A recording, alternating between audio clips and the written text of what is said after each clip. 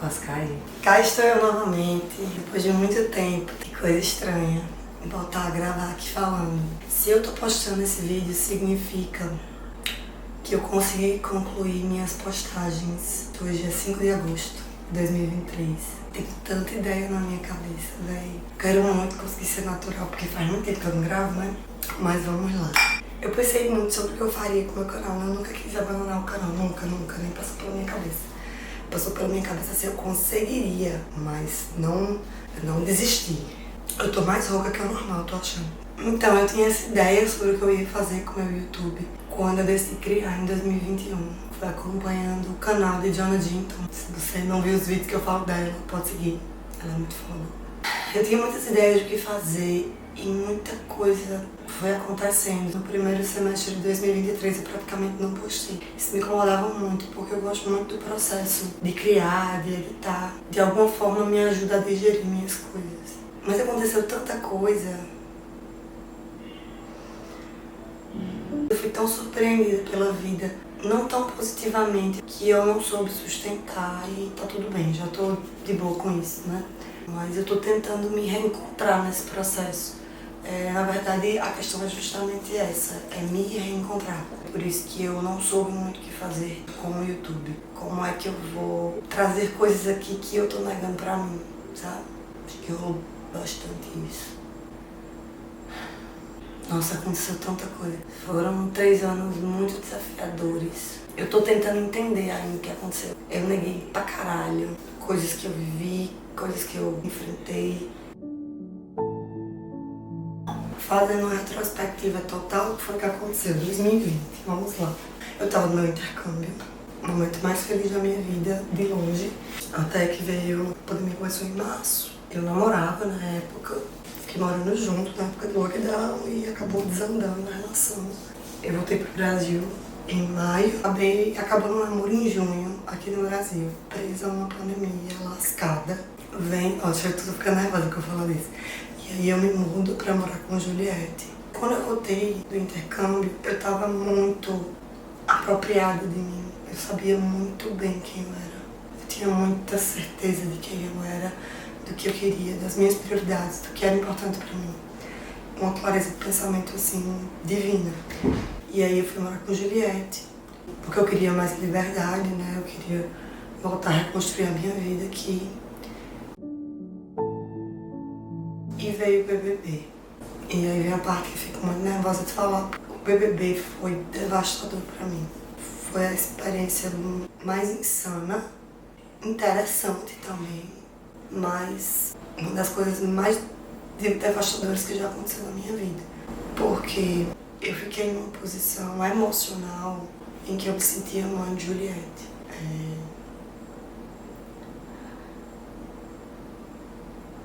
E não só ver o que ela passou dentro do programa. No terceiro dia eu tive minha primeira crise de choro, no quinto dia eu tive minha primeira crise de ansiedade, que foi a pior da minha vida. Até hoje, inclusive. Que minha mão virava assim, ficou uma garra e eu sufocava e eu morava com a mãe dela nessa época. E eu, pra poupar a Dona Fátima, eu sentia que eu não podia nem pedir ajuda pra ela. Eu tinha que esconder porque eu não queria preocupá-la.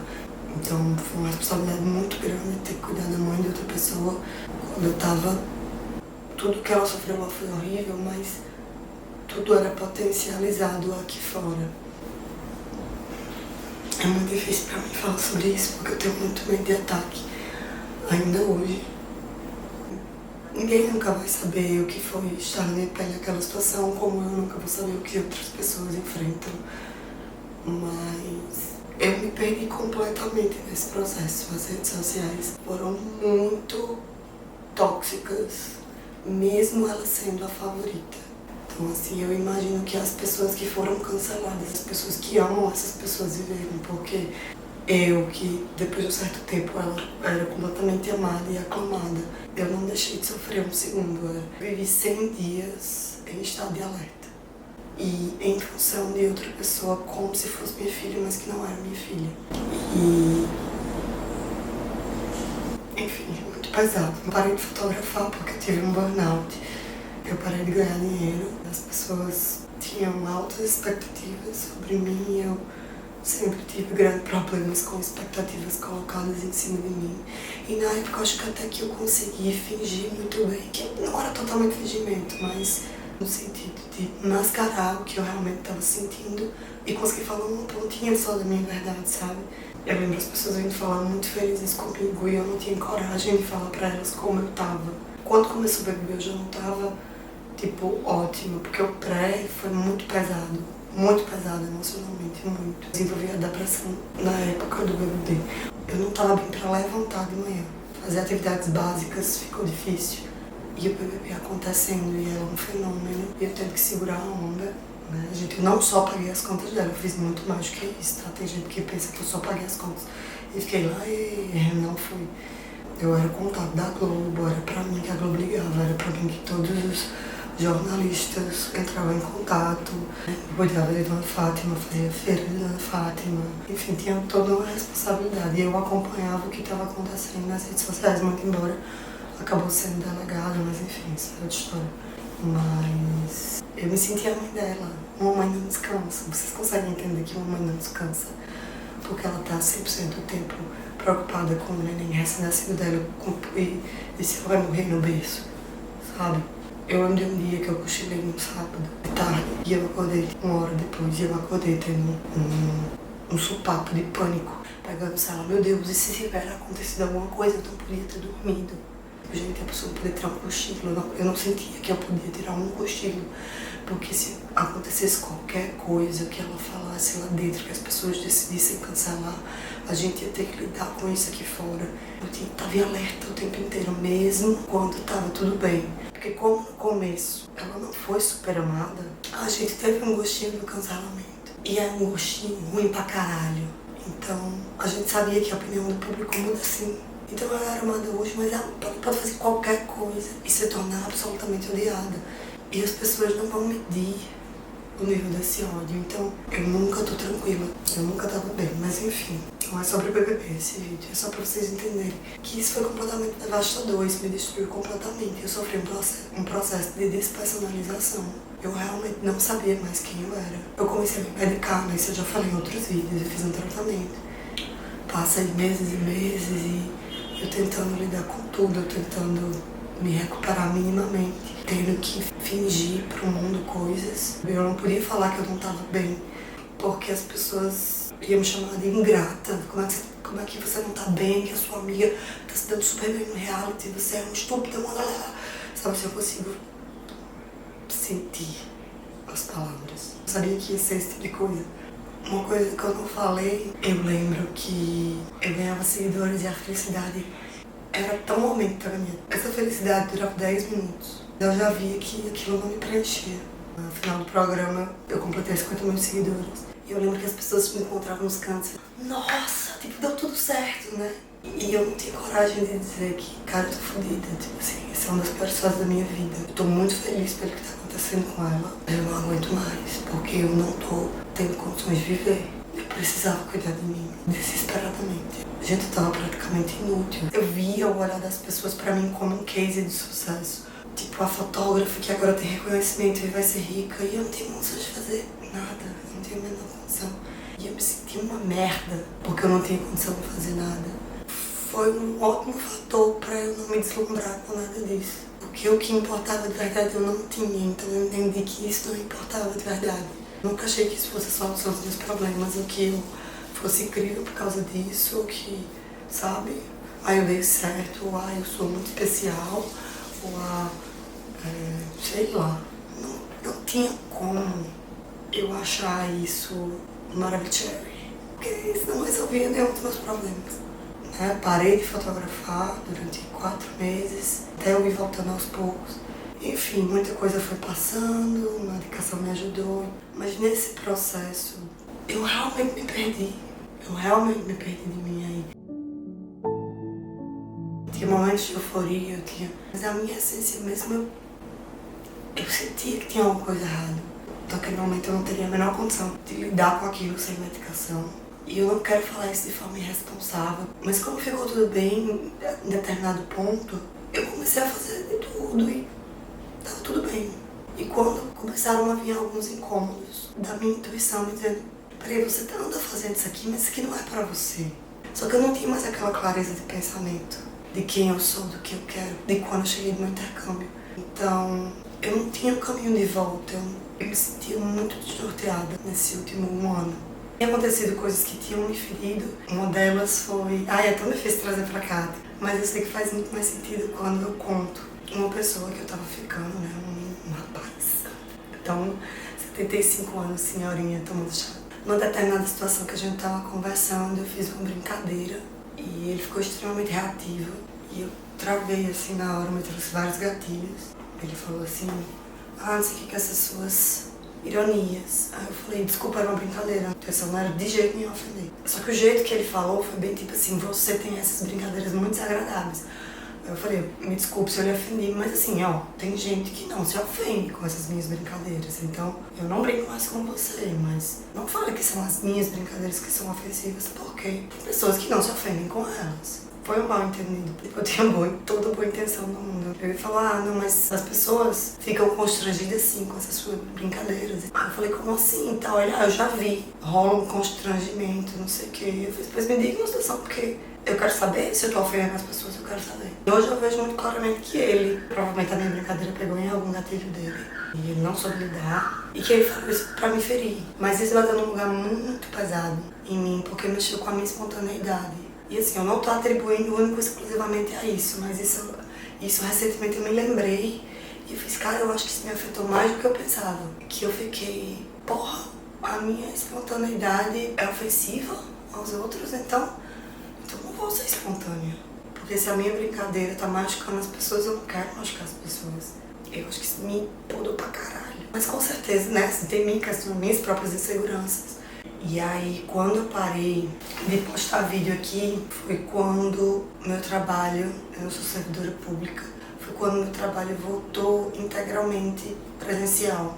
Que eu sabia que eu ia ter uma confusão muito grande. E aí, tem o meu vídeo de Pipa, né, que eu fui pra Pipa com Larissa e na época, o misterioso, hoje é o namorado dela. E eu tava muito confusa, tentando saber como lidar com isso. Depois eu fiz o curso de empreendedorismo, que foi massa, que me fez me enxergar de uma forma diferente. Eu consegui voltar a pensar na questão da licença do trabalho, né, que é uma licença temporária, que me dá essa oportunidade de eu focar em outras coisas. Eu não trabalho e eu não recebo. Quando eu finalmente pedi a licença, eu estava num momento de fé muito bonito. Tem um vídeo disso também, se tiver dado tudo certo, esse vídeo existe aqui no canal. E esse é o motivo que eu quis atualizar o vlog com tudo, para fazer sentido hoje o que eu trago. Só que aconteceram várias coisas além disso ou em paralelo com isso. Questões profissionais e pessoais que me confundiram e me desnortearam muito. Assim, alguns eu ainda estou tentando processar. Enfim, quando chegou a época da minha licença, eu tinha decidido finalizar um trabalho que eu vinha realizando há alguns anos. Por falta de alinhamento criativo mesmo, não tive nenhum problema. Mas era uma grande fonte de renda, a minha principal fonte. E justamente no momento em que eu fiquei sem ganhar dinheiro nenhum, isso aconteceu. E tive outros problemas com outros possíveis clientes. Não problemas, mas acabou reduzindo muito meu nicho. Então eu comecei a minha licença nessas condições. E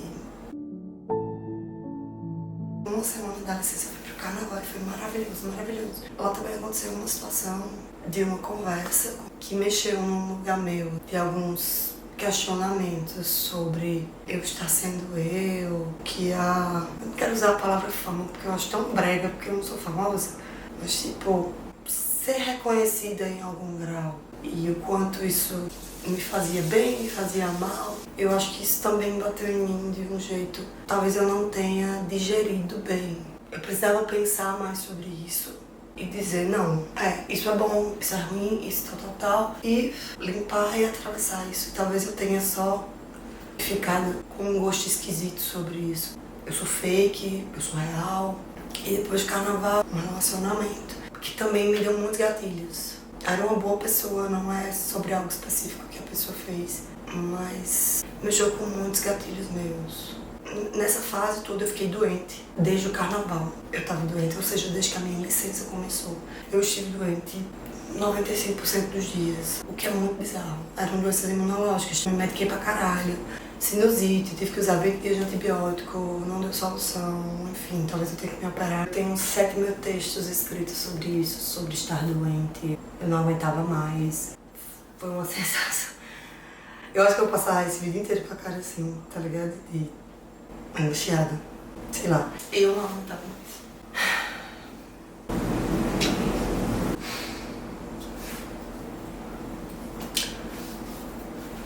Foi muito difícil o começo de 2023. Até que eu tive um reencontro em julho com uma pessoa do meu passado, da Nova Zelândia. Não esperava reencontrar, não esperava ter essa oportunidade. E nessa viagem que eu fui reencontrar essa pessoa, ao longo da semana a minha ansiedade foi passando, sabe? Eu não tive muitas crises de ansiedade em 2023, mas eu tive muitos episódios de estar muito ansiosa. Eu estava funcional, mas funcionando na ansiedade, o que é péssimo, porque fica tudo uma merda, né? E aí minha ansiedade ao longo da semana foi passando e as coisas foram começando a ficar mais claras, assim, minhas prioridades e tal. Foi quando eu dei uma despertada, assim, quando voltei pro YouTube, inclusive. O que eu quero dizer é, foram anos muito difíceis, muito, pra caralho.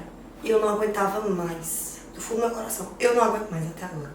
Agora eu tô bem, faz um mês que eu tô estável, mas apesar que eu tive um torcicolo filho de uma puta uma semana atrás, e eu tenho completa convicção que é emocional, como 98% dos meus problemas. Eu ia falar? Sim, toda vez que alguém me perguntava recentemente, tipo, e aí como é que tu tá? Tipo, amiga, eu digo, gente, sério, eu não aguento, eu vou dizer que eu tô bem só porque eu não aguento mais dizer que eu não tô bem. Porque eu não aguento mais ser a pessoa que fala o problema. Eu não aguento mais ser a pessoa que se sente falhando, ser a pessoa que tem problema de saúde mental. Eu não aguento mais. Eu cansei. Eu estou cansada disso. Tipo assim, de saco cheio. Eu já tô puta com isso aqui, porque já deu.